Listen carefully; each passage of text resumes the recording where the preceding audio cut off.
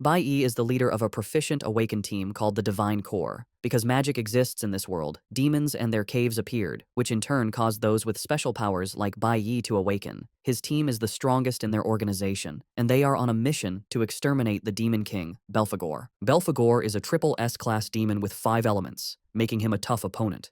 Bai Yi and the other warriors received their instructions from the gods. As they enter the cave, Bai Yi shouts to inform his squad that the mission has begun.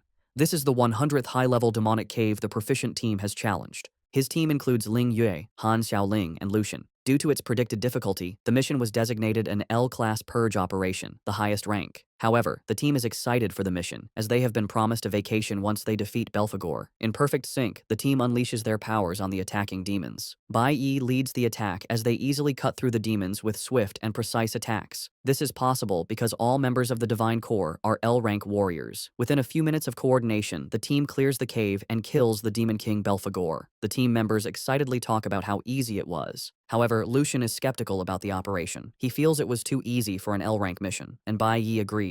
The intel he received stated the Demon King had 5 elements and a hidden skill. While he is analyzing what might be wrong, Ling Yue hugs him from behind, asking if he will treat them to a feast. Tired of her, he pushes her away while telling the team they are going to have dinner at their usual spot. Han cannot believe their captain is throwing away a chance with Ling. Just then, they notice the last member of their team is missing. He hadn't helped during the fight and was nowhere to be seen. The team isn't concerned since they have cleared the mission. Suddenly, he appears behind them, raises his hand, and declares the start of the purge operation. Han is immediately hit in the head with a projectile, killing him instantly. Shock runs through the team as they see Han on the ground, half his head gone and blood spilling onto the floor. While the team is still in shock, the traitor reveals that he was assigned the purge mission by God himself. Bai Yi notices he can't move his body, and the traitor reveals that they have been eating breakfasts laced with paralytic powder for the past month. The traitor then restrains the rest of the team with his divine skill, Forbidden Vines, restricting their movement. He explains that he was assigned the mission to wipe out the team and needed to prepare. While he is arrogantly explaining, Bai Yi and the others ask why he betrayed them. The traitor replies that it is God's decree to wipe out the L-class warriors. He tightens the grip on Bai Yi and the others, forcing them to scream in pain. They slowly lose consciousness as they cough up blood, still asking why their teammate betrayed them. Bai Yi reminds the man that the Divine Core never crossed any lines that deserved death. Since they followed all the rules, Bai Yi wants to know why they had to die. The traitor arrogantly tells them that God doesn't need a reason to kill them. He walks close to Bai Yi, and after choking him with his vines, he punches through his chest. Bai Yi cannot get over the betrayal, as he considered the traitor part of his family. The team had been together for 10 years and was practically inseparable. The traitor laughs at Bai Yi for being naive. He tells him he was never family. From the first day he joined the Divine Core, he has been on a mission for the gods. Essentially, Bai Yi and his team were just pawns. The traitor joined the team to study them and played his part well. Bai Yi and the team finally lose whatever life force they have left and collapse. The traitor stands over them and finishes Bai Yi off with a shot to the head. On that day, May 22nd, 2125, Bai Yi and his team of L-class warriors were killed. Their bodies lie on the ground as the traitor walks off to prepare for his vacation. As Bai Yi's consciousness fades, he suddenly hears a voice demanding they make a deal. He is shocked to find himself in chains in an unfamiliar environment. Standing before him is a creepy man in a suit with a dark aura. Bai Yi looks closer and realizes it's Belphegor, the Demon King. He wonders how the Demon King is alive. Belphegor teases Bai Yi, saying a high-ranking Demon King would not die that easily. They are in his soul domain, where the entire kingdom is his life force. Tired of the Demon King's chatter, Bai Yi suggests they get to business. Seeing Bai Yi's anger, the Demon King proposes a deal. Belphegor reveals that his hidden skill is life regression. He tells Bai Yi he can send him to the past, giving him a chance to change the outcome. After being reminded of how his team died, Bai Yi doesn't hesitate to agree to the Demon King's proposition. He is burning with rage and swears to kill the traitor and the gods who gave the orders. The Demon King is pleased and, in addition to helping him, grants Bai Yi another gift, Belphegor's heart. Bai Yi asks the Demon King why he is making a deal with him, but he is sent off before getting an answer. When he opens his eyes, he finds himself in a classroom with his teacher, Huang, yelling at him. Bai Yi has gone back 20 years to the year 2105. This was when Bai Yi was in the middle school division of the nation's Awakened Academy before his awakening. Bai Yi is surprised that he truly came back to the past. The teacher scolds him for sleeping in class, especially a class right before his awakening ceremony. As punishment, the teacher orders him to stand in the back of the classroom. Still in shock, he slowly walks to the back, staring at classmates he hasn't seen in nearly 20 years. The teacher continues the lesson, explaining the 5 elemental powers: lightning, flower, cloud, nuclear, and stellar. A person can only have one element. The teacher uses herself as an example, stating she possesses the rare cloud element. She then adds that elements are divided into 3 categories based on how they bond with the body: combat, support, and special. She explains that each team comprises the 5 elements with different roles. The school's guild team is an example, consisting of a stellar mage, a cloud warrior, a nuclear bard, and a lightning assassin. The teacher commends the students for being rare and tells them that Awakening Day is the most important day of their lives. There are nearly 100 known awakened professions, ranked from dust, lowest, to celestial, highest, with ember and abyss ranks in between. The students have just one chance at awakening, and she lets them know the status they awaken with will determine their future. After class, the students prepare for the awakening. Bai Yi runs into a classmate he calls Four Eyes because of his glasses. Four Eyes is being bullied by an annoying student, Hong Xiang Sheng, an E-rank stellar assassin, which makes him popular among his peers. Bai Yi is not surprised, as Hong was always bullying people. Before Hong can bother Four Eyes any longer, the teacher appears. She tells Hong that school is not a place to bully and rob people. Hong arrogantly tries to change the story, telling the teacher that Four Eyes bumped into him and he was only taking money as compensation. He boldly tells Huang he would have gotten her fired if not for the fact that she is attractive. After he's done, he and his friends prepare to leave. Seeing Bai Yi in his way, he shoves him aside. Bai Yi doesn't react, but instead watches the teacher check on Four Eyes. Huang is a good teacher who cares for her students despite her tough exterior. Bai Yi remembers Huang helping him in his past life after he awakened. Just then, Huang is informed it is her class's turn for the awakening chamber. Like a mother, she tells her students to stay calm to avoid injuries. In this world, there are 2 awakening methods. There is a natural awakening, like the one Hong had, which is why he is so arrogant. Natural awakening usually happens to people with strong physical constitutions and talent, activating during extreme emotional moments. The other is the artificial method, where those with potential enter the awakening chamber. The chamber is a product of knowledgeable scientists. Inside, emotions and adrenaline are intensely stimulated. This forces the dormant awakening within potential candidates to activate. Because it only happens once, it is considered the only way for someone to turn their life around. Some of Bai's classmates entered the awakening chamber before him and received nice professions. One awakened with the blue tier profession, which is the amber class. Finally, it's Bai Yi's turn, and the teacher tells him to focus while inside. Bai Yi acknowledges her instruction and proceeds into the chamber. In his past life, Bai Yi awakened as an E-rank nuclear warrior, which is a dust tier class and considered the trashiest profession. His awakening back then led to constant bullying, and it wasn't until he reached S rank that he awakened the rarest type. Upon entering the chamber, Bai Yi expects to get a trash profession as usual. However, he is shocked when the system displays an error message. The chamber activates and detects 5 elements instead of the usual one. Bai Yi feels his insides burning as the system displays the Infinite Awakening message. The system informs him that he can choose any class from any of the 5 elemental types as his initial class. Bai Yi learns he can upgrade the other classes once his initial class reaches its maximum potential. He is shocked when he realizes he has been granted elemental accumulation. Apparently, he can choose new classes in the future, from dust rank up to the celestial rank, while maintaining their qualities. Bai Yi also has the chance to unlock the hidden rank above celestial. It dawns on him that he can do all this because of the Demon King's gift. He was given the ability of infinite awakenings, which is unheard of. The system then says all other elemental bars will be cleared once he selects his initial class. After taking his time, Bai Yi picks his class. He steps outside to the teacher, who is excited to hear what he awakened with. Bai Yi tells Huang the disappointing news that he awakened as a nuclear warrior, the worst quality in the green class. Huang is taken aback, but being a good teacher, she still encourages him, saying great men have also emerged from the green class. She urges Bai Yi not to give up, but he humbly tells her there's no need for comfort. Hong overhears the conversation and, as expected, pokes his nose into it. He trashes Bai Yi, saying the teacher is only giving him false hope and that reality is different. Hong reminds Bai Yi that the dust class means he is at the bottom of the food chain. Hong continues his arrogant behavior, telling Bai Yi that the gods choose the strong, while the weak are to be trampled. The mention of the gods immediately triggers Bai Yi, but he remains calm as Hong continues his nonsense. He reminds Bai Yi that he will have to sit in the back row in classes because that is how society works. Apparently, celestial ranks sit at the front, followed by the abyss, ember, and finally, the dust rank. Dust rank warriors are considered trash and can only do business with other low-tier ranks. Hong adds that there is no way for Bai Yi to change his fate through hard work, calling it a waste of time. Hong moves closer to Huang to talk trash to her, but Bai Yi has had enough. He grabs the coffee cup Hong is holding and spills it on his face. Hong is shocked, not believing what just happened. He angrily asks Bai Yi what he thinks he is doing, and Bai Yi replies that his voice is like noise to him. Bai Yi's actions and words are enough to get on Hong's nerves, and he decides Bai Yi needs to be taught a lesson. He aims a punch at Bai Yi, and Huang tries to stop him, but it's too late. Unknown to him, Bai Yi is already prepared. Before the attack hits, he conjures a light sword and blocks Hong's attack. He then parries it, throwing Hong into the distance to everyone's shock. Hong crashes to the ground while Bai Yi's pose shows he used minimal effort. Hong coughs up blood as he tries to grasp what happened.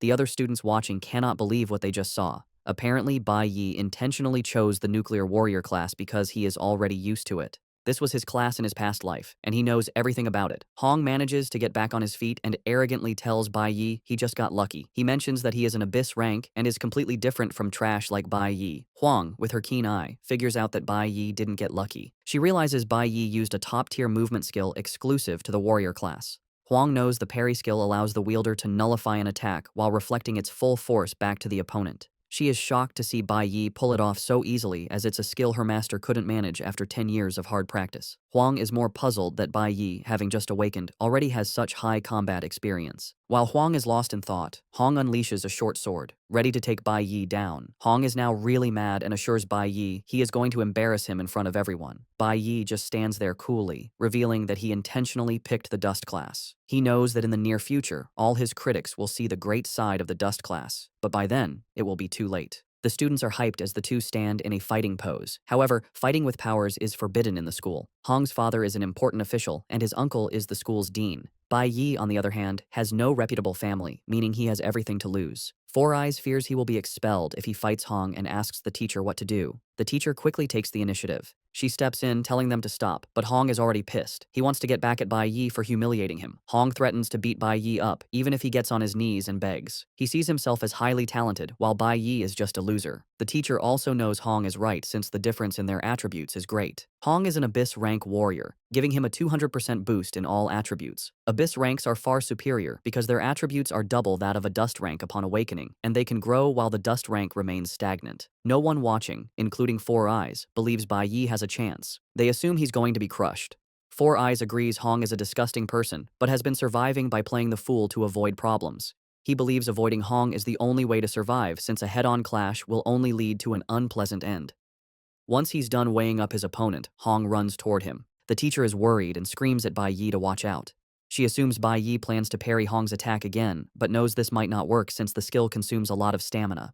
The speed at which Hong is coming will make the parry useless. Even Hong is confident he has the advantage. Bai Yi, however, just smiles. He has no interest in dodging since he has another card up his sleeve. Just as Hong reaches him, he activates the Flash Blink skill. This is an instantaneous flash effect that lets the user pass through obstacles. It's over in the blink of an eye, and before Hong knows it, Bai Yi has hit him in a vital part of his body. He coughs up blood while trying to figure out when Bai Yi got behind him. He slams the ground in frustration and humiliation while the students are left in total disbelief. None of the onlookers caught a glimpse of what Bai Yi did. The only thing they saw was Hong crashing to the ground. Even the teacher had no idea what happened. However, the class president, Chi Yin, actually saw what Bai Yi did. Chi Yin realizes that Bai Yi has mastered the highest level usage of a warrior's basic skill and applied it during the fight. Meanwhile, the students are all questioning what's wrong with Hong. On the status screen, Bai Yi notices one of his attributes increased because he defeated an opponent. However, he is not impressed with the points, considering them too few. He knows that defeating demons is the only way to get higher points and plans to do so as soon as he can. Still struggling on the floor, Hong is not ready to give up. He tells Bai Yi not to leave as he is not done with him. He grabs his knife and tries to attack Bai Yi from behind, but before he can, they hear a voice telling them to stop. It's the school dean, Hong Lin, who is Hong's uncle. Lin mocks Hong, telling him he has already made a fool of himself, and tells the students to head home. At the mention of home, it registers in Bai Yi's head that he has a home. He had forgotten because he was just reborn, and his parents had already died in his past life.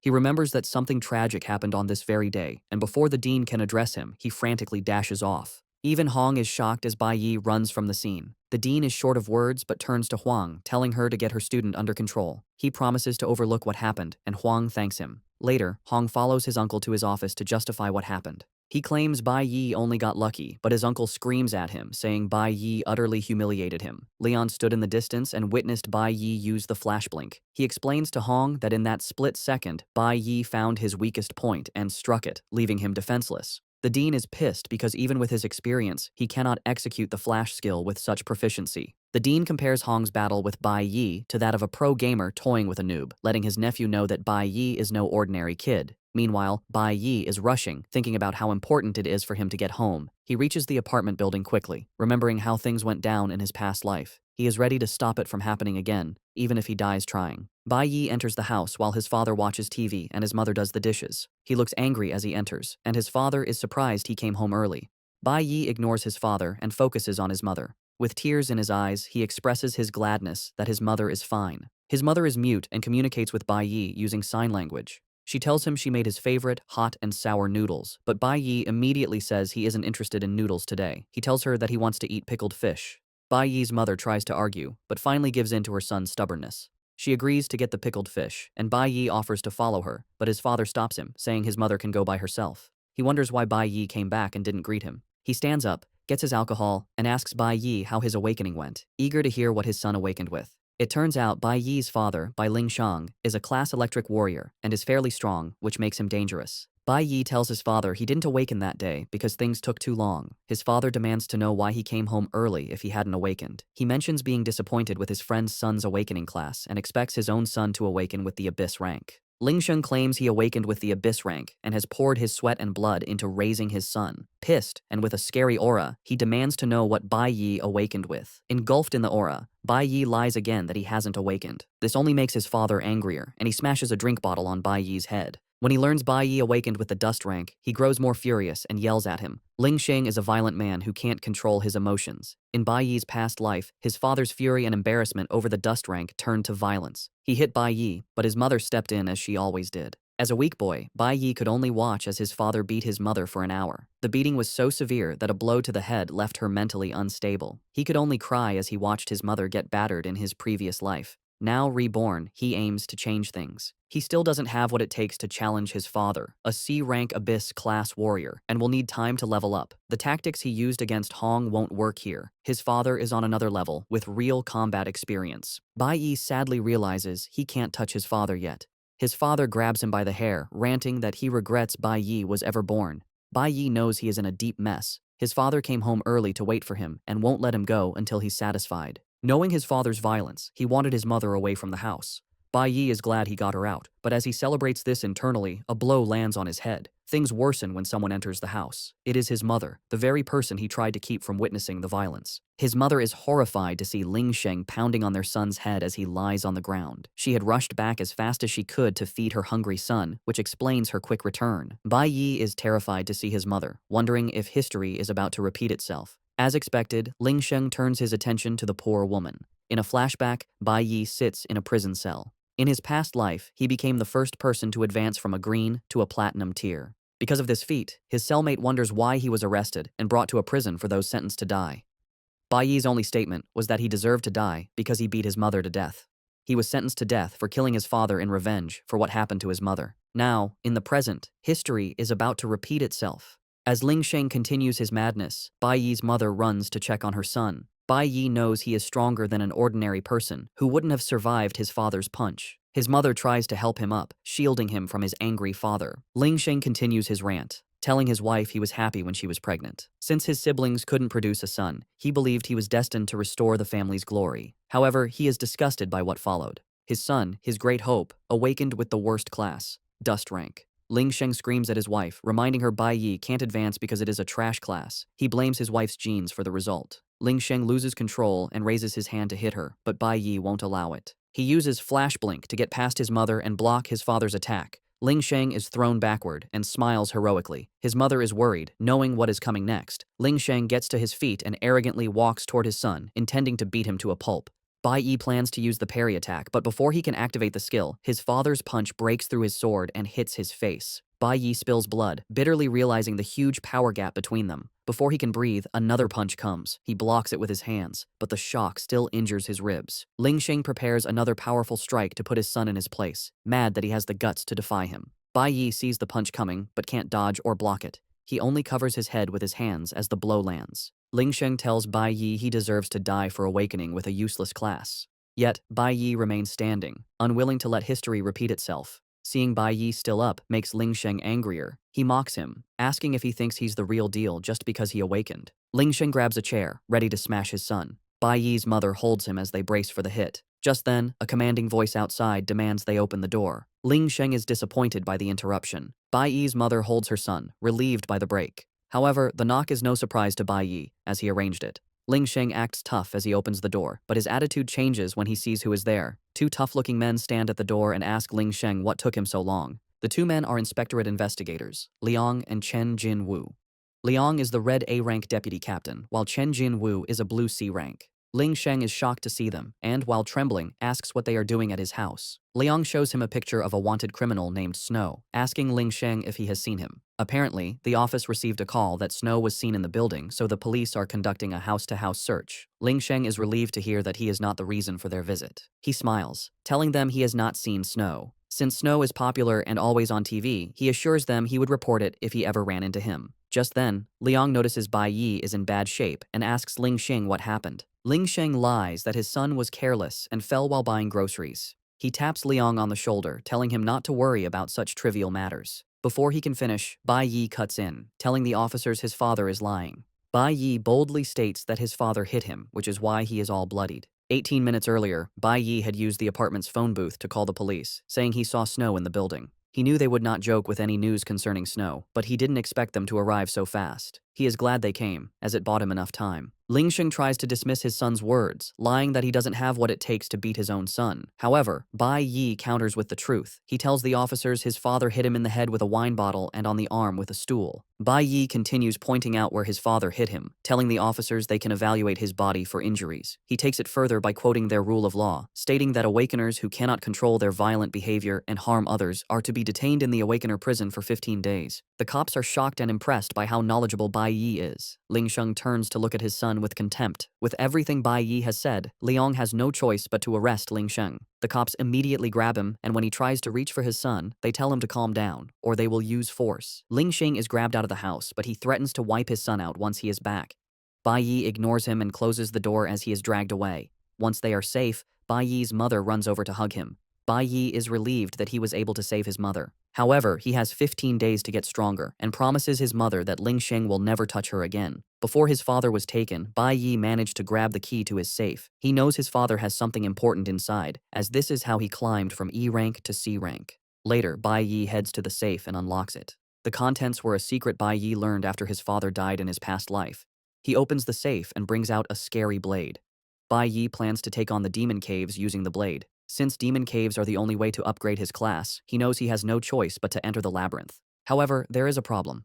The demon caves are under the jurisdiction of the gods, and only guild members can enter. The ones Bai Yi can currently enter are managed by the school. He can also access a hidden demon cave that he knew about from his past life. Soon, Bai Yi makes his way to the hidden demon cave, determined to surpass everyone as fast as he can. Meanwhile, in the inspectorate's detention room, officers talk about the Snow sighting being a false alarm. They aren't mad, as they are always ready to check out anything related to Snow.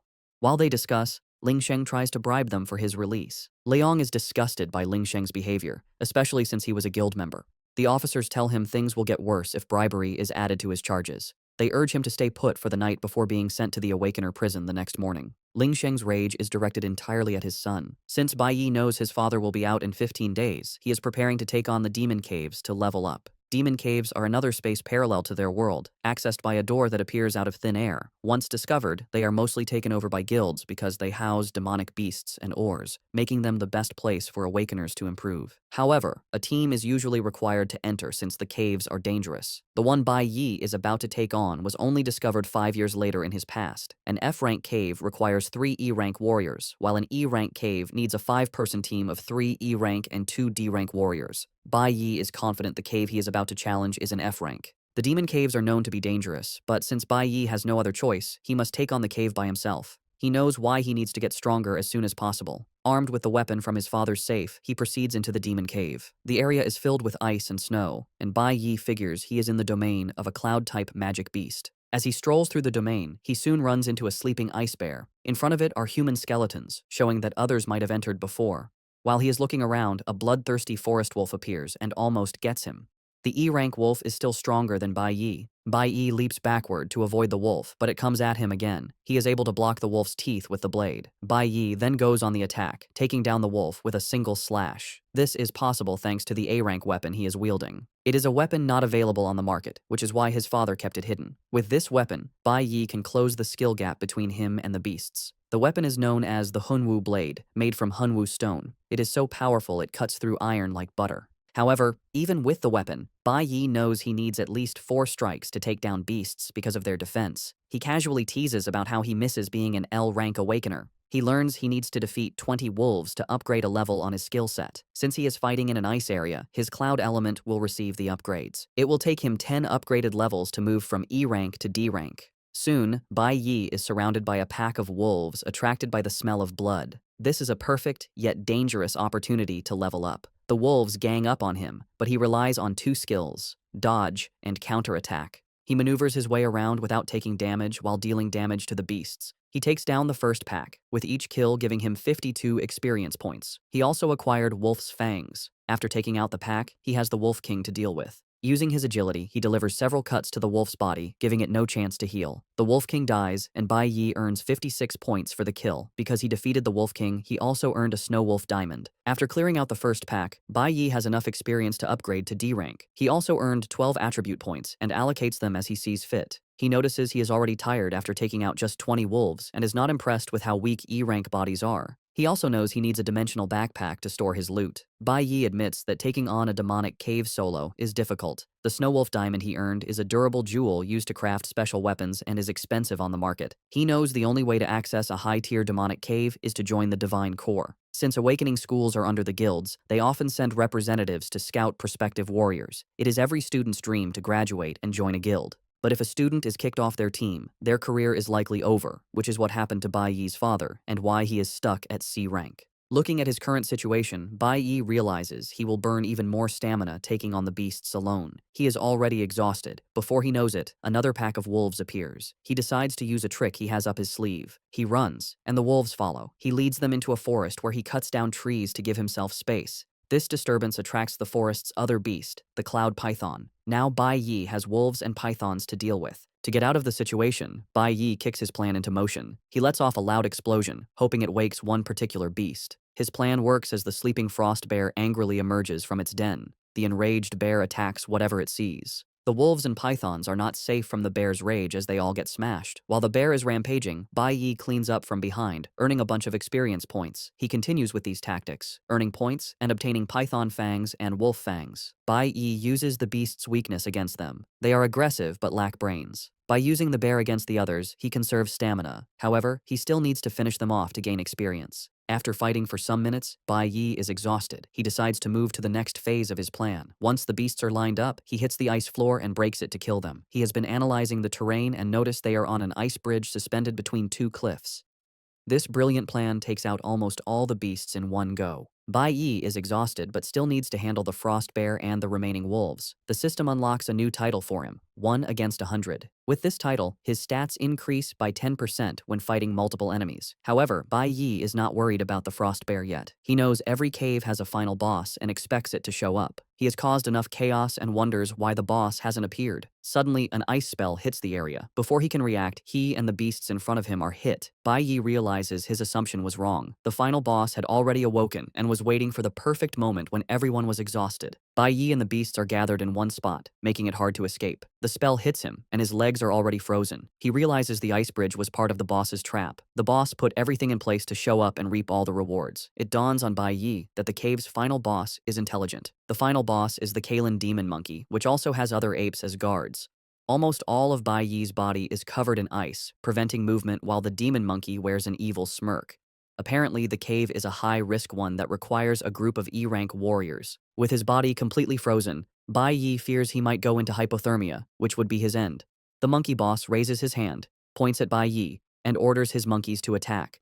Realizing he is trapped, Bai Yi resorts to using the parry skill. Since the parry skill requires precise timing, Bai Yi waits until the hit is about to land. He activates the parry and shatter skills, breaking the ice and blocking the incoming attack. Though temporarily free, Bai Yi knows he is in trouble because he has drained a big chunk of his stamina. The shatter skill lets an awakened use all their energy to break free from control effects, but it consumes a large amount of stamina. Bai Yi figures the demon monkey will need time before using an ultimate skill again, and he must kill it before then. The demon monkey then orders the ice bears and wolves to attack Bai Yi. Since the nucleo element has issues against the cloud element, Bai Yi knows his chances of winning are low. He is low on stamina and getting exhausted. The demon monkey sits like a proper villain while ordering his minions around. Bai Yi knows he will die if more beasts show up. While trying to think of a way out, he is attacked by one of the monkey beasts, which tries to smash him with a club. Bai Yi only manages to block the attack but is pushed back, his knee scraping the ice floor as he tries to maintain balance. The sudden attack causes Bai Yi to lose all his strength, putting him at a serious disadvantage. The ice bear's constant screaming weakens him further. One bear throws an ice boulder at Bai Yi, but he manages to cut it down. However, the cold doesn't help as his stamina has almost hit zero. Once the demon monkey notices Bai Yi is nearly drained, he uses another ultimate skill, the ice storm. Bai Yi is shocked, not expecting the monkey's ultimate to have such a fast cooldown. His eyes light up in horror as he stares at the incoming attack. This reminds him that in his past life, he faced life or death situations and developed a sense for recognizing opportunities. Bai Yi figures that in his current state, he has two options. He can stay and fight, but since his stamina is at its limit and he continues to take damage, he will not survive. The second option is simple: run away. Bai Yi wastes no time picking option 2 and leaps off the cliff. However, the demon monkey hits him with an ice spell that catches his feet, causing him to lose balance and fall instead. With ice formed around him, Bai Yi crashes into the river below. While he is fighting for his life, his mother enters his room back home. She thinks Bai Yi is still sleeping but is shocked to find the room empty. Bai Yi had left home the day before, a Friday, and now it is Saturday. His mom finds a note from her son saying he went to a friend's house. Bai Yi urges her not to worry, but the note only makes her more anxious since she knows he would have told her in person instead of leaving a note. She wonders what is going on with him since he has been acting differently since the day before. The woman is uneasy with several things running through her head. Back in the dungeon, Bai Yi survived the fall. Jumping off the cliff was also part of his plan. He remembers that nearly 100 beasts fell into the river when he broke the ice bridge earlier. However, he only got rewards for 40, which means the others survived. Bai Yi coughs in pain as he drags himself out of the cold river. Though he survived, he is running on very low stamina. He is suffering from blood loss, low temperature, and is in a completely weakened state. His body is also severely damaged from falling from a high place. Without a doubt, Bai Yi knows he is at his limit. As he lies there, he wonders if this is truly the end. Before he knows it, he is surrounded by beasts like the ice bears, ready to finish him off. As they get closer, Bai Yi reminisces. He remembers his time with the Divine Core, the good moments with his teammates, and his mother's care. He also remembers his father's wickedness and the pain of the traitor's betrayal. A voice in his head tells him this is the end. This is enough for Bai Yi to clench his fists and decide it is not over. He manages to stand up. Just as an ice bear is about to finish him, he raises his hand and stops its giant teeth from closing in. Bai Yi is determined that the bad things from his past life will not be repeated. He has already died once, losing everything. This time, he plans to turn it all around.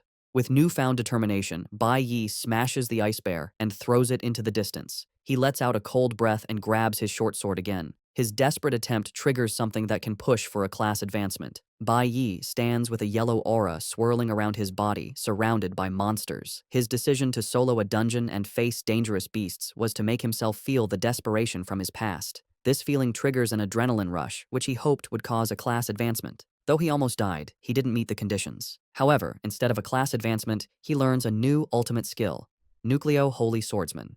It is well ahead of its time and level. While he didn't advance his class, the skill will be very handy. With this skill and adrenaline, Bai Yi is brimming with energy. He points his sword at the beasts, telling them it is time to be wiped out. One beast moves, and the others follow. Bai Yi remains unfazed and prepares his short sword. As they get closer, he unleashes a swirling, dangerous speed attack called Sanctuary that cuts through all the surrounding beasts in one slash. He cuts them down as notifications pop up, telling him he has defeated ice bears and forest wolves and showing the experience points acquired. After taking out the monsters, he acquires items like Icefield Beasthide, Proud Barebone, and Bloodtooth. The Sanctuary skill clears his fatigue and restores his lost stamina. In addition, Bai Yi gets an upgrade and obtains the Icefield Wanderer title. This provides resistance to cloud element creatures plus a 100 damage reduction, which is exactly what he needs. Bai Yi stares at the top of the cliff, promising to wipe out the rest of the beasts, including their boss. With the flood of experience points, he upgrades to level 9 of the E-class. Bai Yi immediately activates the Icefield Wanderer effect to resist the cold. The Sanctuary skill also allows him to store damage from attacks and then release it on a group of enemies at once. However, he can only use this after taking a lot of damage. He is thankful that the skill restored his stamina. Bai Yi then remembers he needs to finish quickly and return home before his mother worries. He climbs the cliff and makes his way to the demon monkey boss's palace. The demon monkey is protected by ice beasts, but Bai Yi doesn't care and bursts into the palace. After taking out more beasts, he is now at the last level of the E-class, level 10. Meanwhile, it is now 11:00 p.m., and Bai Yi's mother is seriously worried. She has prepared food, but she is left to wonder where her son is. She prays that he is fine. Now, in the boss's palace, Bai Yi takes out the ice bears guarding it and is left to fight the boss's personal guards, the scary monkeys. The monkey boss looks unafraid and orders his guards to take Bai Yi out. One monkey jumps at Bai Yi, but he simply blocks and then easily slices it in half. The monkey boss sees this and realizes things might be dire. He angrily unleashes his ultimate, the Ice Storm Assault, but it has no effect on Bai Yi, who is now immune. Bai Yi dashes toward the monkey boss. In desperation, the boss raises his staff, activating a spell that causes the jewel on it to glow. This puts the other monkeys in a hyper mode, but Bai Yi doesn't see them as a threat. He only sees them as beasts he needs to kill to reach D class. Bai Yi cuts through the beasts like they are nothing before relieving the monkey boss of one of its arms. The boss screams in pain as blood spills from the severed limb. Before it can do anything else, it finds Bai Yi looking at it with a death stare. Bai Yi unleashes a series of cuts on the boss's body, defeating it. A notification pops up, telling Bai Yi he has successfully defeated the D-class Cloud Element user, the King of the Azure Forest, and gained 1,000 experience points. He also advances to the D-class Nucleo Warrior. After this, he sees items to pick up. Because of the experience he gathered fighting a Cloud Element enemy, the system tells him a new profession is about to awaken. Bai Yi is shocked, having forgotten about this. A red and blue aura emanates from his body. He awakens the Cloud Element Mage profession and can now switch professions at any time. Bai Yi is excited to have awakened a red profession, even at E class. Unlike the Nucleo class with its 100% bonus, the red class comes with 200%. The red class's strength is already on the same level as his current class. Bai Yi then picks up the mage weapon, the Stone of Magic, and finds a magic pouch that can hold 20 items. While he loots, the remaining beasts can only watch. After he is done, Bai Yi looks up and realizes some beasts survived. Since he just awakened a new profession, he decides to try it on them. He switches to mage mode, a red aura coming from his eyes as he prepares to annihilate them. It is now 5 a.m. the next morning, a Sunday. Bai Yi's mother hasn't slept and is sitting in the living room hoping for her son's return. Just then, Bai Yi opens the door, and she immediately stands up. Bai Yi enters, smiling, apologizing for making her worry. His mother runs over and hugs him tightly while crying. Bai Yi is shocked to see she has been waiting for him and hasn't eaten. He then tells her he has good news. While leaving the dungeon, Bai Yi gathered valuable items thanks to the magic pouch he found. After leaving, he meets an ore broker. The broker offers to buy the ore for 800, but Bai Yi counters with 8,000. This shocks the broker. Bai Yi doesn't argue and just takes the ore back. The broker is forced to increase his bid to 2,000, but Bai Yi counters again, demanding 5,000. The broker proposes 3,000 as his final offer. As he says this, Bai Yi starts increasing the price, and it quickly appreciates to 7,000. The broker is still arguing, but when he realizes Bai Yi won't stop, he quickly agrees to take the ore for 7,000. Since Bai Yi is experienced with brokers from his past life, he knows how to deal with them. From the money he got selling the ore, he rents an apartment for his mother. In his past life, his mother fell from one problem to another, but now, Bai Yi just wants to take care of her and make sure she enjoys herself. He concludes the apartment deal in front of his mother, shocking her with the high price. By 8 p.m. that Sunday, they settled into the new apartment. Bai Yi is happy to see his mother smiling, as it has been a long time since he saw her with such an expression. Even with a new apartment and moving up from E to D class, he knows he can't let his guard down because of his father. Bai Yi wants to settle the issue with his father before going after his main target. He then wears a magic stone on his right arm that increases an area of effect magic by 50%. At the same time, Hong is training hard to surpass his limit, jumping from one labyrinth to another without rest. Even when his sister tries to convince him to rest, he slaps her hand away. Hong is prepared to do anything to stay on top.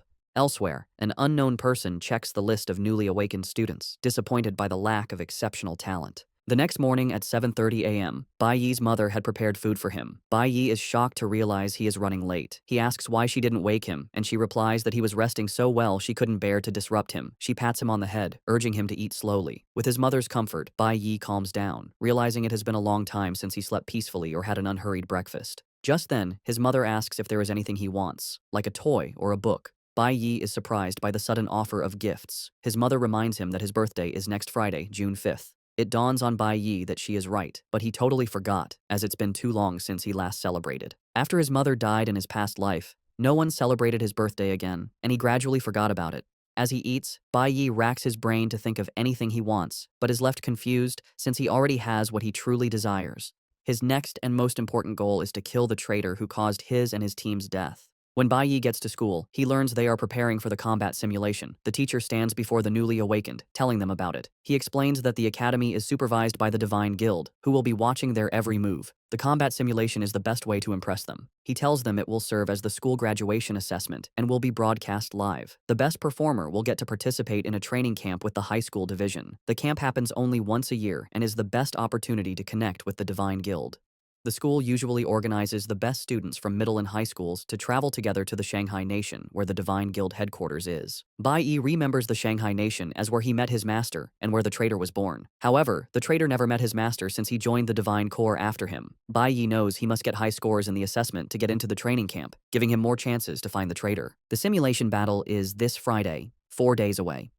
While some are excited, people like Four Eyes are worried because it takes place inside a real labyrinth. The teacher then points to the training room for their first session, physical conditioning in the gravity room, where everyone must start with 10 sets of shuttle runs. Surprisingly, Bai Yi walks up to his teacher, saying he doesn't want to use the recommended training room. This shocks the teacher and the other students. The teacher tells Bai Yi not to get ahead of himself just because he defeated Hong, believing he is trying to skip training. But Bai Yi clarifies that he wants more specialized training. The teacher is confused and asks if Bai Yi is insinuating there is a problem with his methods.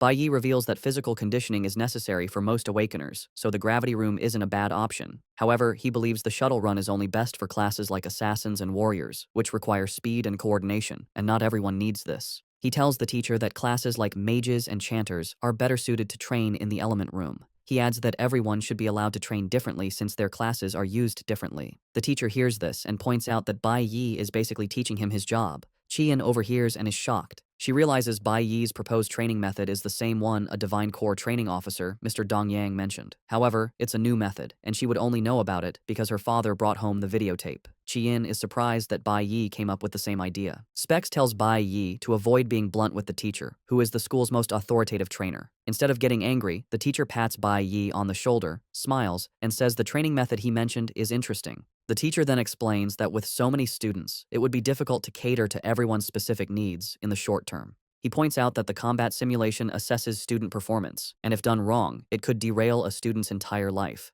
Bai Yi remembers that though he had a bad family, his teachers supported him in his past life, helping him grow into a responsible person. He turns to the teacher, assuring him he won't let him down. The teacher then asks Bai Yi how he intends to train as a nuclear warrior. Bai Yi suggests turning on the elemental suppression in the element room to its maximum setting. This shocks the teacher and even Specs. Bai Yi lies, saying that even though he is a warrior, he wants to balance his abilities to challenge his weaknesses, hiding the fact that he wants to train his mage profession. Just then, Qi Yin raises her hand, saying she is also interested in practicing elemental control. The teacher gives in and tells the two to do as they please, but urges them to do their best during the final assessment. Qi Yin walks up to Bai Yi, suggesting they practice together, but he quickly tells her he is entering a private room, rejecting her. Qi Yin claims the rejection has fired her up to do her best.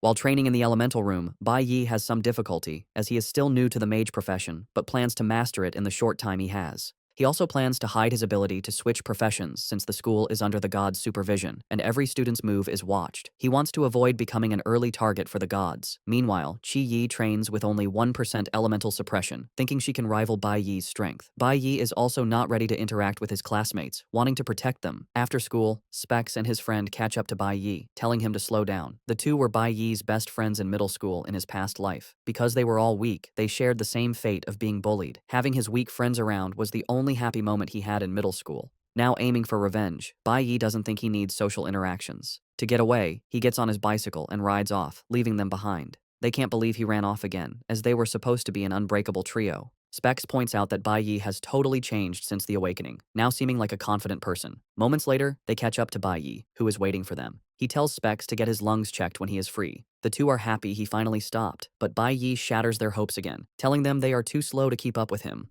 He gets on his bike and rides off, leaving the two in shock. In his past life, Specs was suddenly diagnosed with a lung disease and passed away shortly after. Bai Yi wants Specs to stay alive and healthy, even if they don't become friends. On the other hand, Specs believes that Bai Yi is still the same person, even though he now appears cold. At the recruit training ground in the Shanghai Nation, two men talk about a new recruit who has been performing well. The recruit has the same hair as the traitor who betrayed Bai Yi and his team.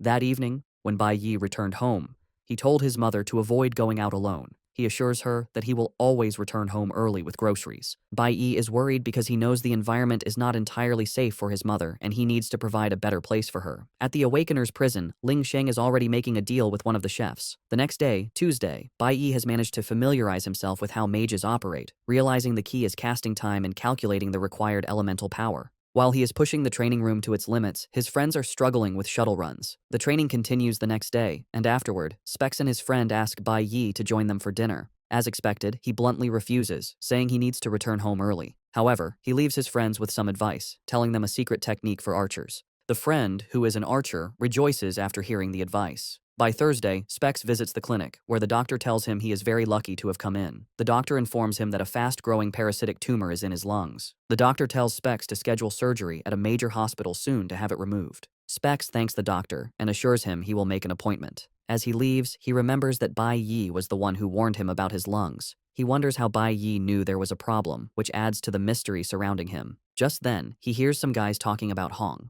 Hong has reached E-Class Level 4, and they believe he will be the best performer in the assessment. It turns out his family has a private labyrinth, which Hong has been using to level up as part of their private army. This is when the trio mentions something that catches Specs' attention. Hong is planning to teach Bai Yi a lesson after school for what happened last weekend. The trio talks about how pissed Hong is, and that he is even planning to kill Bai Yi. Hong has armed himself with a weapon to be more dangerous. Specs hears this and realizes his friend is in grave danger. Worried, Specs swings into action, deciding that helping Bai Yi is the best thing he can do. He dashes through the school hallway, thinking about the useless tricks Hong might try. Specs worries that Hong might have gathered his goons to help beat up Bai Yi. He suddenly stops, thinking of how useless he will be even if he tries to help. He wants to back down, but then he remembers that Bai Yi helped him. He considers Bai Yi his brother and is prepared to sacrifice himself to save him. Specs makes his way to the school armory and breaks the lock to get in. He is conflicted about breaking the rules but can't get the idea that Bai Yi saved him out of his head. He pushes open the door, prepared to die to save his friend. He checks out the weapons on the rack and picks a giant axe. Suddenly, he hears Chi Yin's voice behind him asking why he is breaking into the armory. Specs wants to stay quiet, but Chi Yin presses him, asking what is wrong since he looks like he's in a hurry. Specs then screams at Chi Yin that he needs to go save Bai Yi's life.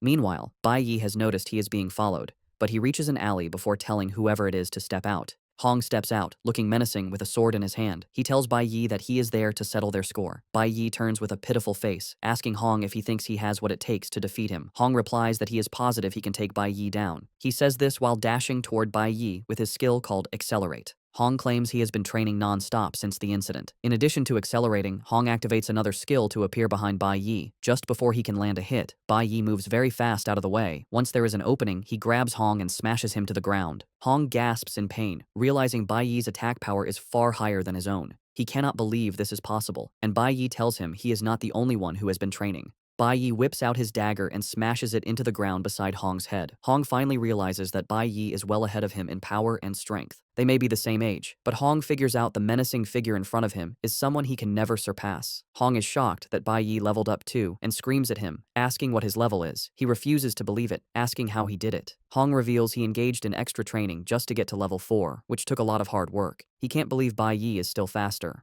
Bai Yi smiles when Hong mentions how hard he has been training. Bai Yi simply asks him if he has died before. With a knife to his throat, Hong tells Bai Yi to just kill or torture him. Hong believes Bai Yi has been looking down on him, and Bai Yi admits this. However, he assures Hong that he doesn't actually hate him that much. Bai Yi is impressed that Hong followed him and didn't ambush him or call his friends to gang up on him. Bai Yi understands that Hong was just trying to test his own strength. Hong screams at Bai Yi to kill him now or risk dying at his hands later. He doesn't want Bai Yi to pretend he can see through him. Bai Yi thinks again and tells Hong he is taking back what he said about not hating him too much. Meanwhile, Specs and Chi Yin have arrived but are hiding and watching. They are surprised to see Bai Yi has handled the situation without their help. They see Bai Yi sitting on Hong like he is a nobody, and Hong isn't even moving. Bai Yi then tells Hong that he has a deal for him. He lets Hong know there is a way for him to get stronger, but in return, he has to do something for him. The next day, Friday, is the assessment day.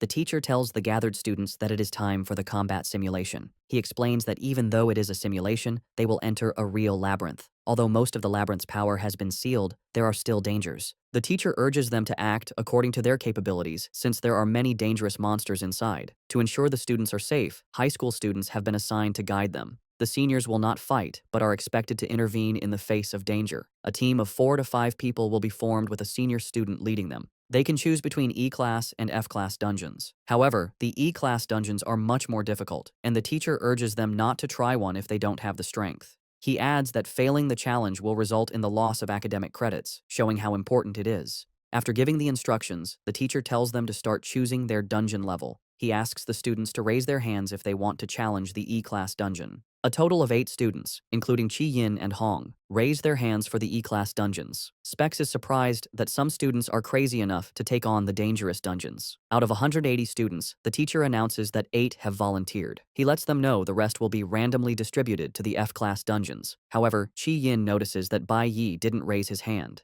Just then, Bai Yi walks up to the teacher, saying he would like to challenge the school's D-class Spirit Jade dungeon. Everyone is stunned when Bai Yi makes this declaration. When Bai Yi declared he would challenge the school's D-class Spirit Jade dungeon, a shocked silence filled the room. His teacher stared, speechless at the absurd request. Among the stunned students, Hong Qiansheng and the class president, Qi Yin, looked on in disbelief. The teacher quickly recovered and told Bai Yi he must be joking, stating that no one challenges a D-class dungeon right away and refused his request. However, Bai Yi's intense gaze showed he was completely serious. Just then, the dean of the junior high division, Hong Liang, stepped forward. He explained that D-class dungeons are very dangerous and normally for high school students who have reached D-class or higher. Unfazed, Bai Yi countered that the combat simulation rules allow students to choose their own level. He continued, saying the school's purpose is to find exceptional talent for the Divine Guild, and the criteria for such talent include bravery and strength. Bai Yi then asked if the dean really intended to deny him the chance to demonstrate those qualities. Cornered by Bai Yi's logic, Dean Hong Liang gave in slightly, but presented a new problem. All dungeons must be entered as a team. Bai Yi immediately replied that he could do it alone. This angered the dean, who declared that solo entry is forbidden by school rules to ensure student safety. Just as the situation hit a stalemate, Chi Yin raised her hand and confidently announced she would also choose the D-class dungeon, her face looking determined. Dean Hongliang, clearly agitated, questioned Chi Yin's decision, asking if she had lost her mind and worrying how he would face her father if she got into trouble. Chi Yin stood her ground, explaining that she also wanted the highest possible score and was eager to test her abilities. With a confident wink, she turned to Bai Yi and offered to team up. To her complete shock, Bai Yi bluntly refused, saying he planned to clear the dungeon by himself. Before Chi Yin could react to being rejected again, the teacher stepped in, placing a hand on both of their heads. He stated that Bai Yi's refusal was invalid, forcing them to form a team. The dean, sighing in frustration, reluctantly agreed, muttering about how arrogant the new students had become. The teacher then pointed out a new problem. Since their team only had 2 people attempting a dangerous dungeon, it was unlikely any senior students would volunteer to supervise them. Just as it seemed their challenge was impossible, a hand shot up from the group of seniors. A charismatic young man stepped forward with a charming smile, declaring that the flowers of the motherland always need someone to protect them. The teacher's expression turned to relief, and he told the volunteer that with him there, he could finally rest easy. Chi Yin, now next to Bai Yi, recognized the senior who had volunteered. She told Bai Yi his name was Zeeling and mentioned he had almost joined the prestigious Ultimate School team. As Zeeling approached them with a smirk, Bai Yi wondered who this person was and what that team even was. When Zeeling was in front of him, Bai Yi simply stated that he had never heard of him. This comment amused Zeeling, who thought to himself that Bai Yi was just an ignorant peacock, eager to show off without understanding his limits. With the final team ready, the teacher addressed all the students. He announced the teams were assigned and the combat simulation was officially beginning, creating a large glowing red portal. He explained their progress in the dungeons would be live-streamed by professional drones, monitoring their every move. With a final word of encouragement, he urged them to do their best and see who would get the highest score. As the students prepared to enter, Bai Yi stared forward with intense determination. The Awakened Academy was established on the site of a massive, conquered demon cave. Over time, this major cave created many smaller, lower-level portals within the school grounds, used by both junior high and high school divisions. These new dungeons, with power levels mostly between F and D class, served as perfect training grounds for the students. As students like Specs and his friend entered their portals, the combat simulation began. Inside their portal, Bai Yi, Chi Yin, and their senior supervisor Zeeling were followed by a drone.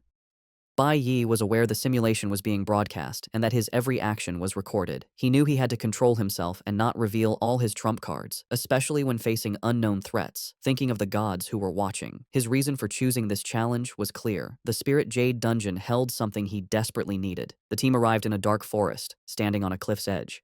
At their feet were the remains of a thorny vine, glowing with faint green energy, evidence of their first victory. Zeeling confidently stepped between Bai Yi and Qi Yin.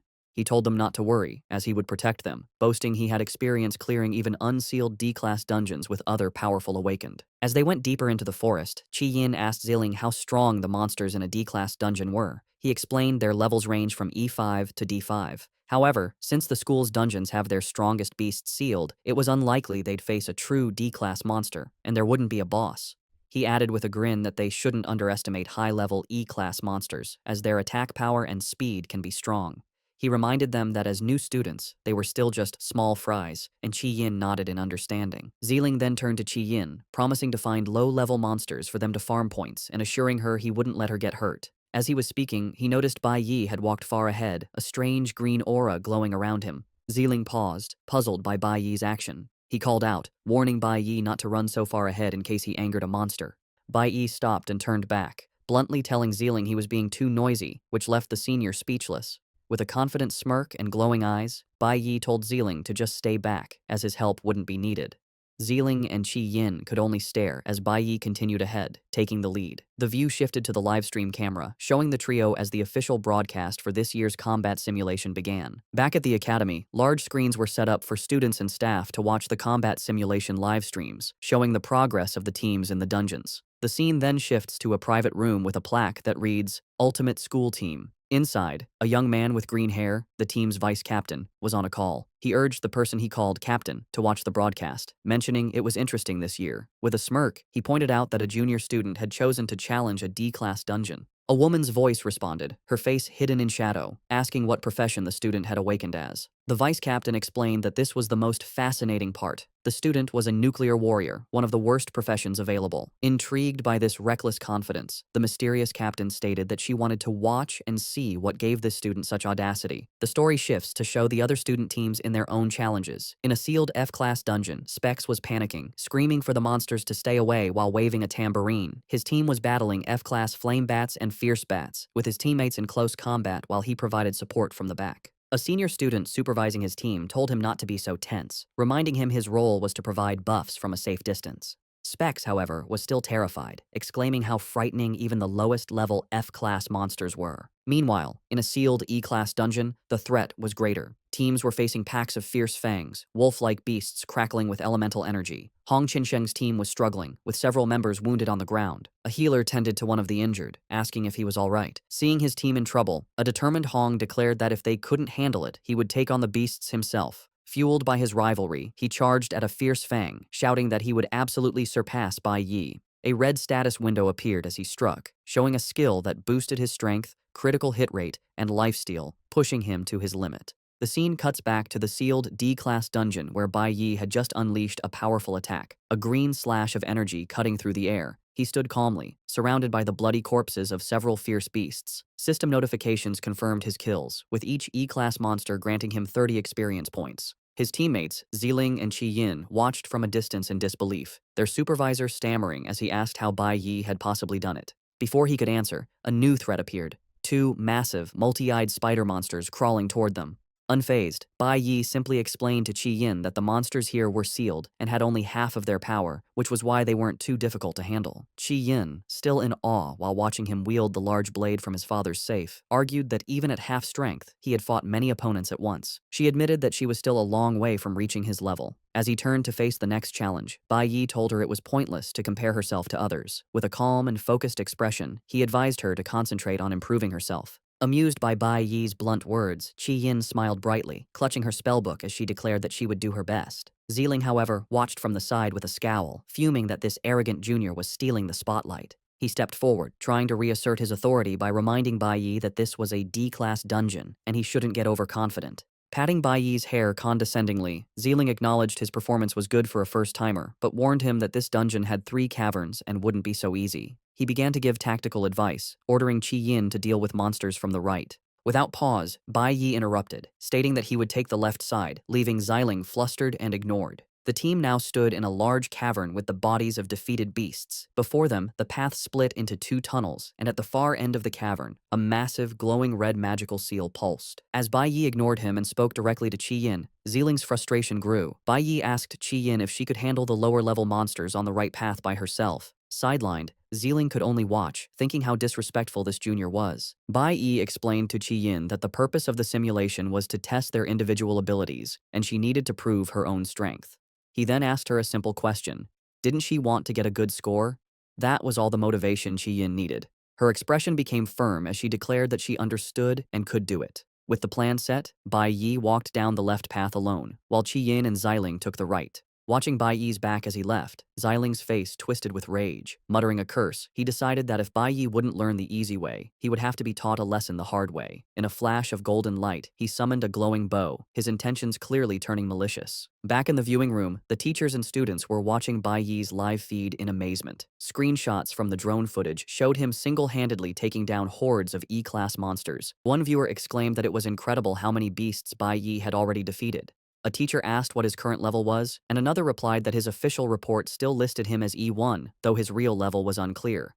The group guessed he must be at least E3, or maybe even E4 by now. Meanwhile, Bai Yi was facing the giant spider monsters on his path. The teacher who had supervised the awakening ceremony explained to his colleagues that Bai Yi's decision to send Qi Yin to the right wasn't random. He had smartly observed the elemental matchups, sending the flower element user, Qi Yin, to face the stellar element monsters, giving her a natural advantage. The teacher praised Bai Yi's smart decisions and impressive tactical awareness, even during a high-pressure test. Recalling Bai Yi's promise not to disappoint him, the teacher smiled with pride, realizing the boy wasn't just bragging. He looked at the screen with interest, wondering what else his student would do. The scene then confirmed the teacher's analysis from Bai Yi's point of view. He had indeed noticed earlier that the stellar-type beasts were mostly coming from the right-hand cave. Knowing they were also a lower level, it was the perfect challenge for Qi Yin, who had the elemental advantage. Following her path, Qi Yin found herself facing a massive, beetle-like monster with glowing purple markings. The creature charged at her fiercely. Reacting quickly, she slammed her hand to the ground and cast a spell, shouting, "Vine Wall!" Thick, thorny vines shot up from the earth, wrapping around the monster and holding it. Despite the successful spell, Qi Yin's face showed great effort and determination as she prepared her next attack, screaming for another wave. With another fierce cry, Qi Yin commanded the thorny vines to tighten. They squeezed the massive beetle monster, crushing its shell, drawing blood, and inflicting a deadly poison effect. The creature fell, defeated. A system notification confirmed her successful kill of the E-class starbug and awarded her 30 experience points. Qi Yin clenched her fist in triumph. Her face lit up with pride as she exclaimed that she had done it again. From the entrance of his own path, Bai Yi had been watching her progress.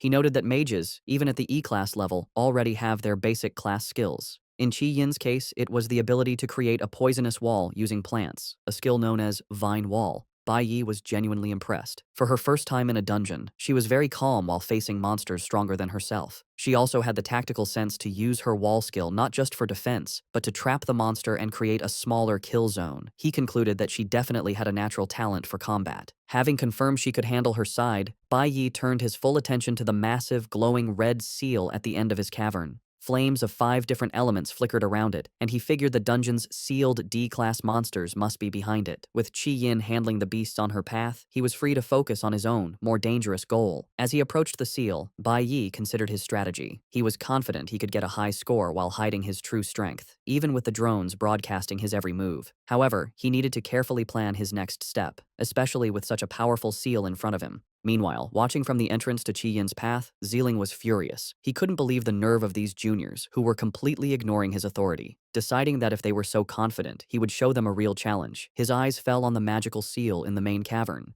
In an instant, he appeared behind Qi Yin. Drawing his golden bow, he aimed not at a monster, but at the ground in front of her. With a malicious grin, he declared that they should try this, and unleashed a bright arrow of light. The arrow struck the earth with explosive force, narrowly missing Qi Yin but blasting a deep, dark hole in the ground. Qi Yin spun around, confused by the sudden attack. Ziling, pretending to be innocent, casually asked why she had dodged, claiming he was just trying to help her by adding a buff. But from the new pit, a menacing growl echoed, and the glowing shape of a massive creature emerged. Before Qi Yin could react, a ferocious, two-headed lion leaped from the chasm, charging at her with terrifying speed. A system window identified the beast as a level 11, D-class twin-headed violent lion. The sudden appearance of such a powerful, unsealed monster left Qi Yin frozen in terror. Sensing the sudden surge of powerful demonic energy, Bai Yi immediately spun around, his attention drawn to the noise on Qi Yin's path.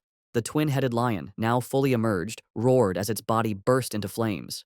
Reacting on instinct, Qi Yin threw her hands forward, desperately trying to hold the beast with her thorny vines. However, the lion's intense fire was too powerful, easily burning through and snapping the vines. With its path cleared, the beast lunged, its massive jaws wide open and ready to devour her. Frozen in terror, Qi Yin could only think it was over. From a safe distance, Zealing watched with a cruel grin, drawing his bow once more as if to add to the chaos. But just as the lion was about to strike, Bai Yi activated his accelerate skill, a notification confirming a temporary 50% increase in his speed. He shot forward in a blur, intercepting the fiery beast mid-lunge. The sudden move caught Xiling completely by surprise. In a split second, Bai Yi shoved Qi Yin out of the way. Pushing his speed to its limit, he triggered the flash blink effect, allowing him to phase through the lion's attack and land a devastating blow on its head. The powerful strike sent the massive creature reeling backward as Bai Yi landed gracefully, placing himself between the monster and a stunned Qi Yin. Now standing defensively with his large blade, Bai Yi was surprised by the D-class monster's incredible speed, realizing this would be a difficult fight. Xiling watched the chaos with a twisted grin, thinking he knew this dungeon inside and out. He was aware that while most D-class monsters were sealed, there was always one leaked twin-headed lion that would spawn. He gloated to himself, convinced that no matter how arrogant these rookies were, they stood no chance against a true D-class monster. His sinister plan was revealed as he thought about the final detail. The lion had been enhanced by his own skills. A glowing red status window appeared over the enraged beast, confirming Xiling's trick. The lion was in a light arrow state, its gravity reduced, and its damage and speed massively increased. Xiling mentally called it the fastest twin-headed lion. Another status window showed the lion was also berserk, granting it another 10% attack and 50% speed boost. Facing this impossibly strong foe, Bai Yi's expression turned grim. Clutching the dagger from his father's safe, he wondered if he would be forced to reveal his full strength to survive. Turning to Qi Yin, he told her to retreat to a safe distance, saying this was a monster she could not handle. Qi Yin looked on with frustration and anger at herself, cursing her hesitation from moments before. The massive, flame-covered twin-headed lion leaped into the air, hurtling directly towards Bai Yi and Qi Yin. Just as Bai Yi prepared to face it alone, Qi Yin, her face full of fierce determination, thrust her hand forward and shouted her spell, "Vine Wall!" In an instant, thick, thorny vines shot up from the ground, catching the lion midair and wrapping tightly around its body. Not letting up, Qi Yin poured more power into her spell, screaming for another layer. With a final roar, she unleashed a triple-layered vine wall, completely trapping the fiery beast and temporarily stopping its attack. Bai Yi looked on, surprised by her sudden display of power. Turning to him, Qi Yin asked if she could join him in the fight, promising not to hold him back. She declared that even though it was a D-class monster, she wanted to face it with him. From the sidelines, Xiling watched in disbelief, wondering if the girl had lost her mind since she had almost been eaten just moments ago. A small smile touched Bai Yi's lips as he commented on how quickly she had adjusted, admitting he thought she would have been paralyzed with fear.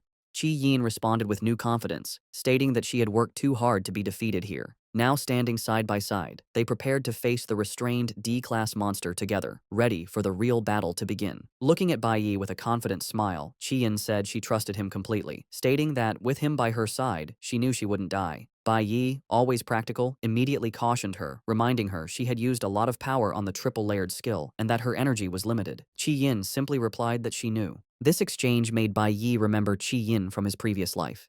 Even back then, she had been a star in their middle school.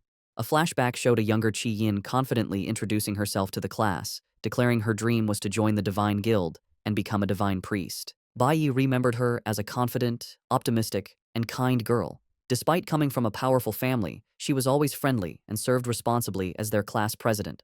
He had lost track of her later in his past life and assumed she lived an ordinary life, but in this timeline, he knew one thing for sure: she was someone he could trust. With this reliable ally by his side, Bai Yi felt confident he could pass the assessment while still hiding the true extent of his powers. However, Xiling, watching from the sidelines, scoffed at their new teamwork. He sneered, thinking they were fools to believe they could handle the beast, pointing out that the vine wall wouldn't hold it for more than a few seconds.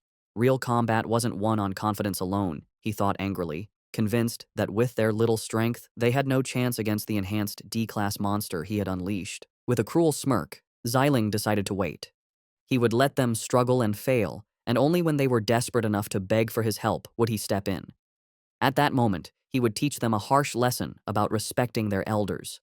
Just as this thought crossed his mind, the twin-headed lion let out a final, earth-shaking roar and, with a massive surge of power, completely shattered the vines that were holding it. With the enraged beast now free, Bai Yi quickly made a plan. He told Qi Yin he would lure the lion, identifying it as a nuclear type, and told her to watch for the perfect moment to strike. Qi Yin immediately understood. With a shout, they split apart, baiting the fiery lion into a reckless charge. Bai Yi knew that since he had been the one to injure it, the beast's anger would be focused entirely on him. He deliberately led the enraged creature toward a large body of water at the edge of the cavern. Without hesitation, he dove in, and the lion, blinded by its fury, plunged in right after him. Underwater, Bai Yi used his incredible speed to move around the now clumsy, waterlogged beast.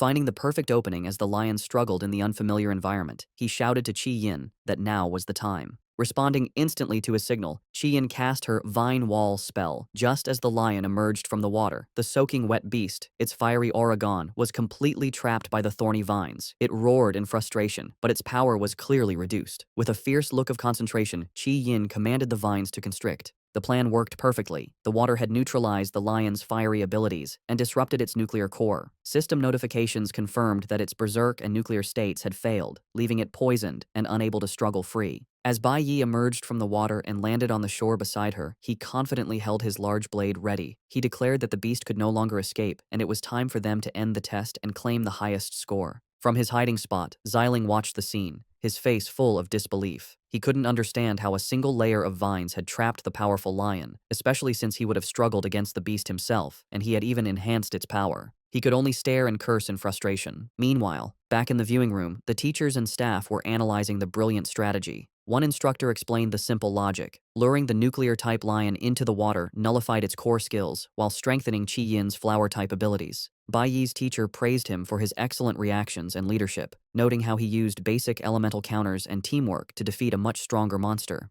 The staff concluded that the top spot was now decided. Only the final blow remained. They excitedly discussed that once the footage was submitted to the guild, Bai Yi had a real chance of getting the highest score in the Academy's history. But just as they awaited the final strike, the live feed suddenly went black. The viewers were left confused, wondering why the broadcast would stop at such a crucial moment.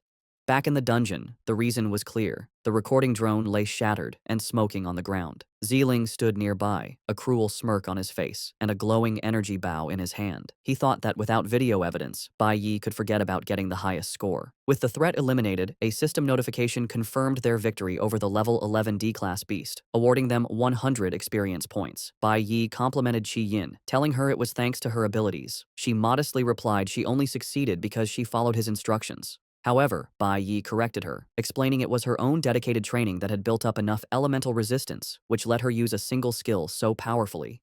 Qi Yin looked at him, puzzled, repeating, "elemental resistance," as if hearing it for the first time. Just then, a disgruntled Xiling emerged from hiding. He condescendingly told them that now that the boss was defeated, they could save their chatting for outside. Bai Yi and Qi Yin simply turned to face him with cold, unimpressed stares. Xiling told them that he had enough of their supervisor's games. Bai Yi coldly confronted Xiling, asking if he knew the grave danger he put them in by setting an enhanced D-class monster on new students. Xiling, turning away, tried to deflect blame, claiming he intended to buff Qi Yin, but she had dodged.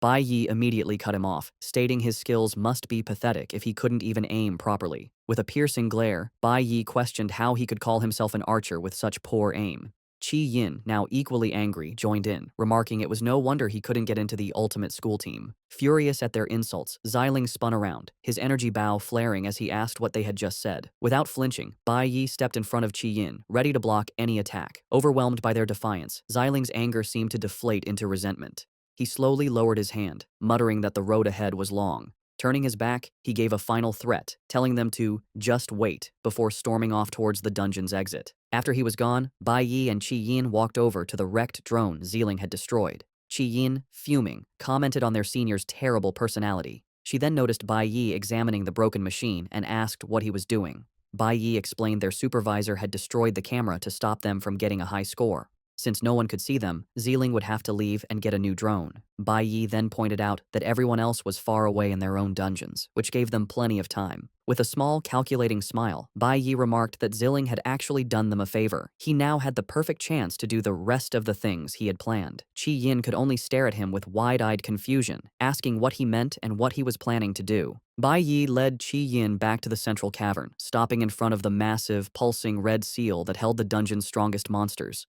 Turning to her, he asked if she could promise to keep what was about to happen a secret, adding with a smile that no one would believe her anyway. Qi Yin, confused and alarmed, stammered as she asked what he was planning. The scene then flashed back to the alleyway confrontation between Bai Yi and Hong Qiansheng. Bai Yi's deal was revealed. In exchange for helping him get stronger, Hong had to give him the unsealing demon stone that his uncle, the dean, had. Back in the present, Bai Yi held that very stone, a shimmering crystal with glowing runes. He then revealed his true, audacious goal. He was going to use the stone to completely unseal the Spirit Jade dungeon. He placed the crystal on the central altar, and a powerful, dark red energy immediately began to swirl around him. Qi Yin panicked, screaming that he couldn't do that. She reminded him it was a D-class dungeon, and if he broke the seal, all the high-level monsters would be released at once. As the dark energy intensified, threatening to shatter the seal, Bai Yi calmly told her not to worry, explaining the monster's power would still be partly suppressed by the seal's remaining energy. Qi Yin was not convinced, arguing that even so, there was no way the two of them could handle that many D-class monsters. It won't take two people, Bai Yi stated calmly. As he spoke, a red string bracelet on his wrist began to glow, and a powerful fiery aura erupted around him. Qi Yin could only stare, stammering in utter shock as she witnessed the impossible. Bai Yi stood before her, no longer a warrior, but a mage, holding a glowing staff and surrounded by magical energy.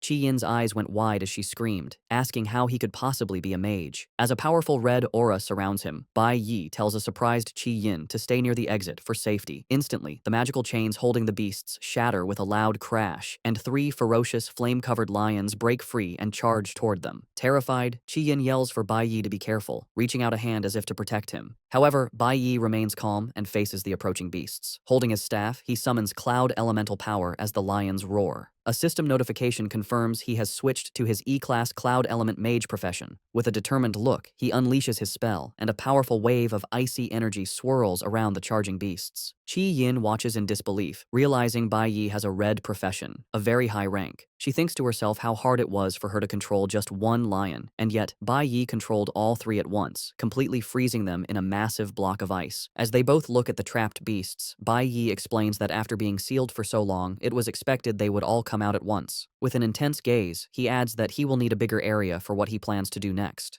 Understanding her role, Qi Yin clenches her fists and agrees to Bai Yi's plan, quickly retreating to a safe distance. From the broken seal, a new wave of fiery, panther-like beasts emerges, their paws thundering across the ground as they charge forward with glowing red eyes. A much larger and more intimidating monster, a D-class fierce flame leopard, appears and towers over Bai Yi. Bai Yi confronts the beast head-on. He assesses the situation, noting that while the monsters are D-class, their strength has been cut in half from being sealed for so long.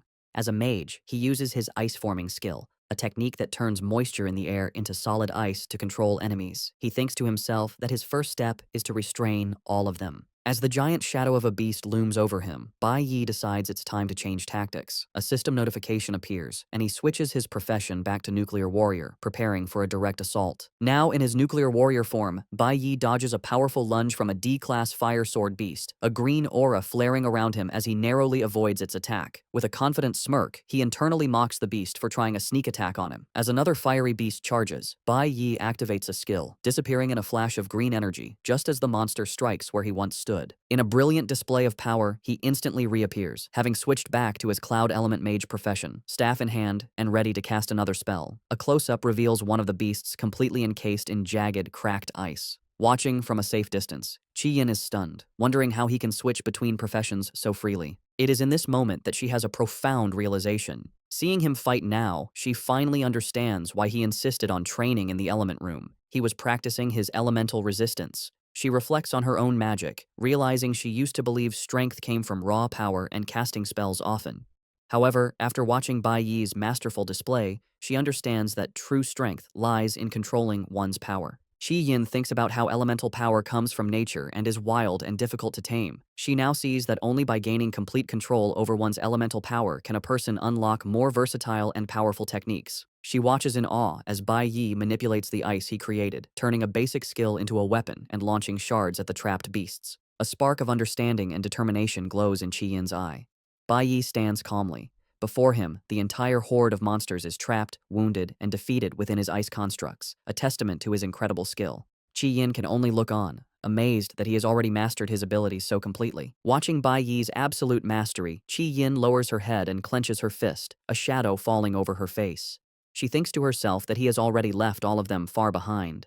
However, as she reflects on his power, her look of despair softens into a gentle, blushing smile. She admits to herself that he is incredibly cool. Just then, the ground begins to tremble from a massive, thundering footstep. From the depths of the cave emerges the dungeon's true final boss, the Spirit Jade Demon Cave Lord. A colossal D-class fierce mammoth with glowing red eyes and a dark, menacing aura. A status window confirms its level and notes its attributes are halved because it is still in a sealed state. While any other student would be terrified, Bai Yi looks on with intense, glowing eyes, completely unfazed. He thinks to himself that the beast has finally appeared, revealing he had been expecting it. The mammoth lets out a roar and charges forward, leaping over the ice constructs that held the other defeated monsters. In response, Bai Yi is surrounded by a swirl of green energy as he switches back to his nuclear warrior class. He declares internally that the very thing he needs is on this beast. He stands his ground, ready for a final confrontation as the massive creature barrels toward him. In a stunning display of speed and power, Bai Yi leaps into the air and delivers a precise, powerful strike to a vital point on the mammoth's forehead, landing a critical hit that draws blood. Bai Yi drives his glowing green dagger deep into the mammoth's tough hide, drawing blood with his powerful strike.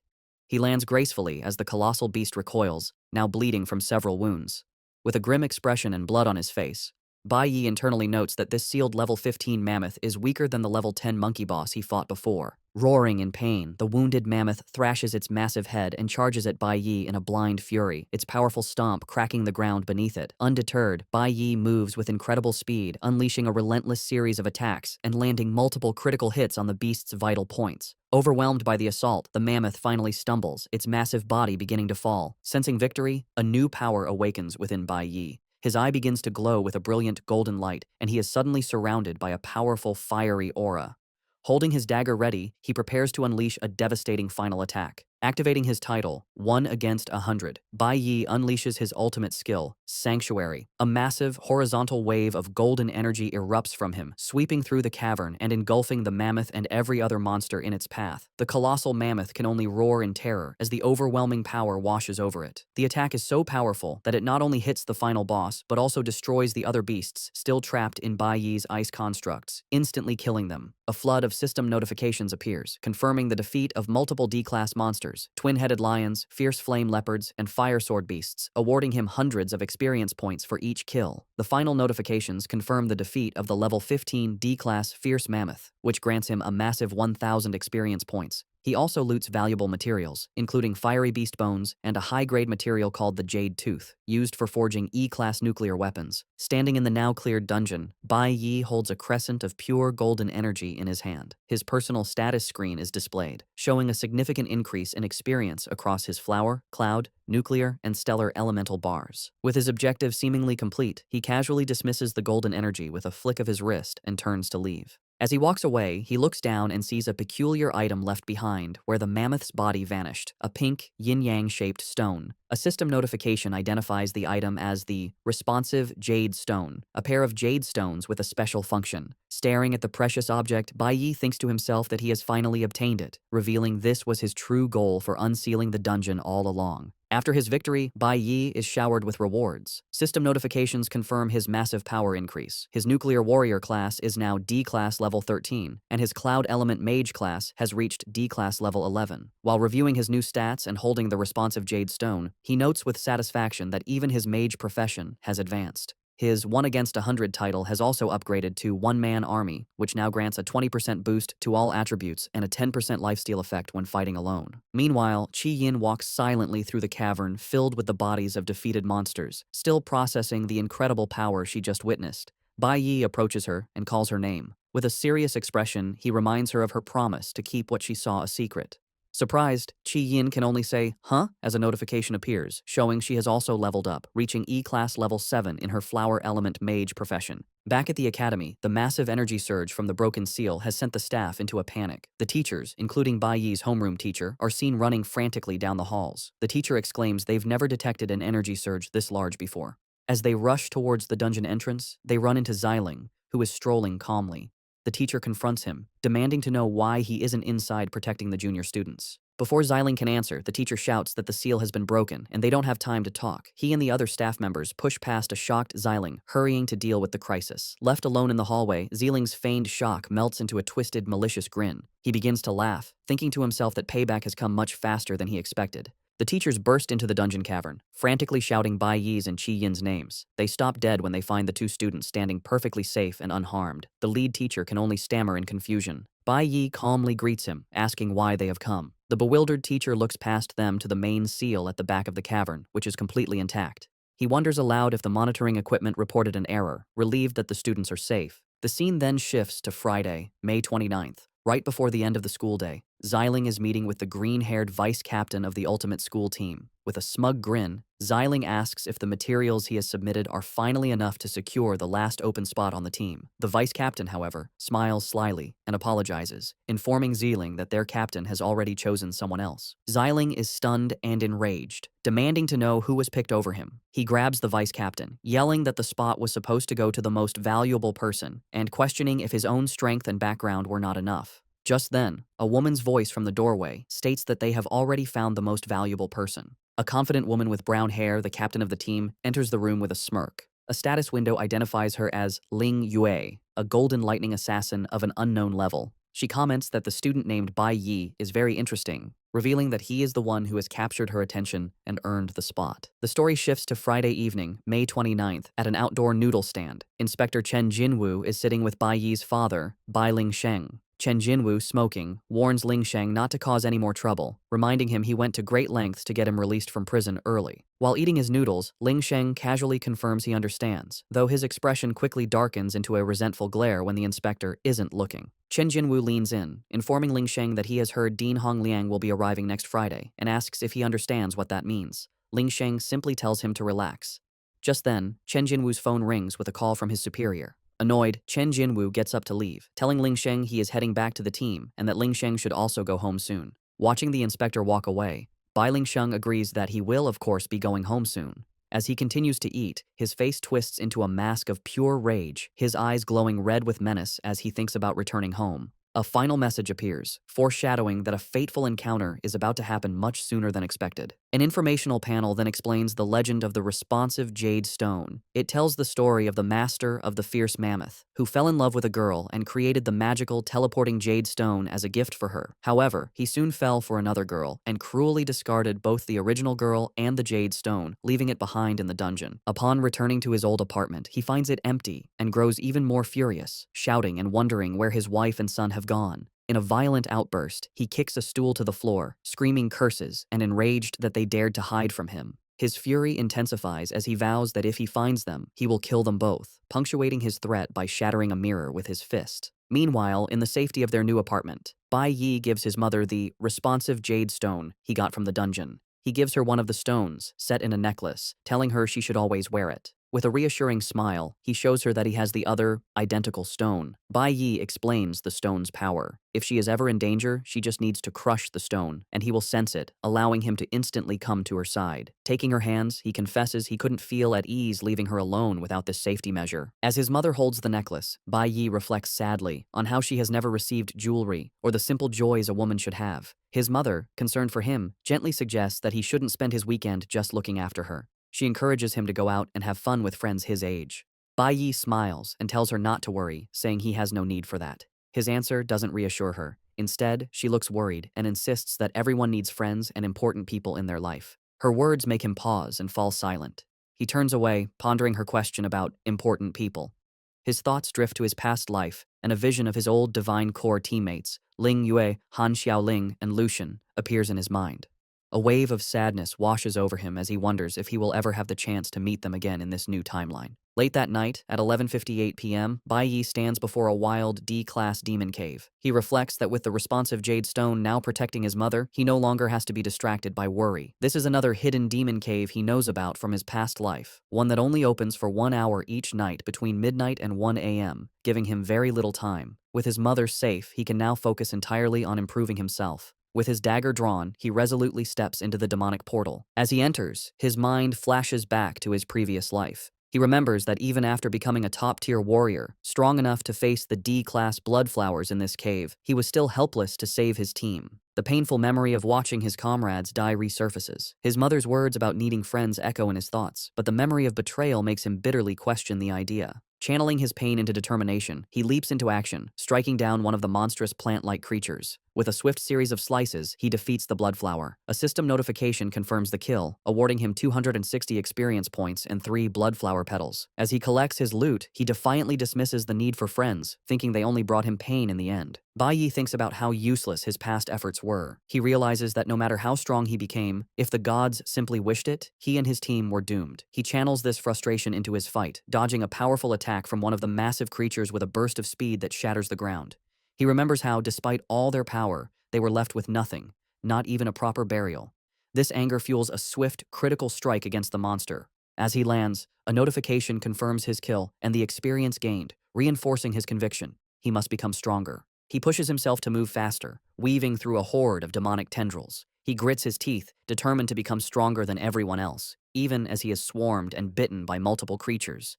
Despite the pain, his gaze remains sharp and fiercely determined. He unleashes a furious counterattack, a whirlwind of slashes that cuts down the surrounding monsters, with notifications of his kills and experience flashing rapidly. Bloodied and battered, with a monster's tentacle between his teeth, he resolves that he must fight with his life on the line, looting corpse toxin from his kills. His thoughts turn to his current weakness. He realizes that right now he is far too weak, not even strong enough to defeat his own father, Bai Lingsheng. He then thinks of the greater threats ahead, like the talented traitor from his past life. Wiping the blood from his mouth, he comes to a solemn realization. He understands there are no shortcuts or easy paths for him. He must stand his ground and face every single enemy without avoidance. With this renewed resolve, he stands firm before a seemingly endless horde of monsters, ready to fight his way through them all.